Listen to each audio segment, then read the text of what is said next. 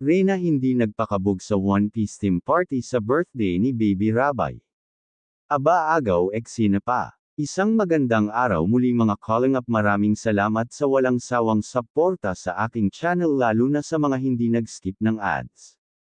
Huwag naman kalimutang mag-like at subscribe sa video na to. Lalo na sa channel ni Calling Up Rab at Kuya Val, pansin nga ng karamihan ang effort ni Ate Roda para kay Reyna sa birthday ni Baby Rabay. Agaw eksena rin ang costume ni Reyna mga calling up. Gaya ng mga calling up angels ay nakipagsabayan din ang ating prinsesa. Lahat nga ng pamilyang Matubang at Tapia ay dumalo lalo na ang team calling up. Masaya na nga si Reyna ngayon mga calling up dahilan na rin sa mga taong tunay na nagmamahal sa kanya. Suportado pa rin naman si Reyna sa mga kuya niya lalo na si Kuya Jomar niya. Na kahit may ka-love team na nga ito ay hindi pa rin ito pinapabayaan ang ating prinsesa mga calling up. Patuloy pa rin ang misyon at malasakit ni Jomar kay Reyna mga calling up.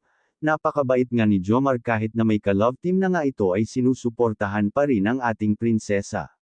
Lalo na ang Mama Roda niya mga calling up ay hindi nga niya pinapabayaan si Reyna sa mga ganitong okasyon mga calling up. Hindi nga hinuhuli ni Ate Roda si Reyna sa mga ganitong okasyon at pinaghahandaan nga niya si Reyna. Napaka-supportive nga ni Ate Roda at niya naiiwan si Reyna sa mga ganap na to.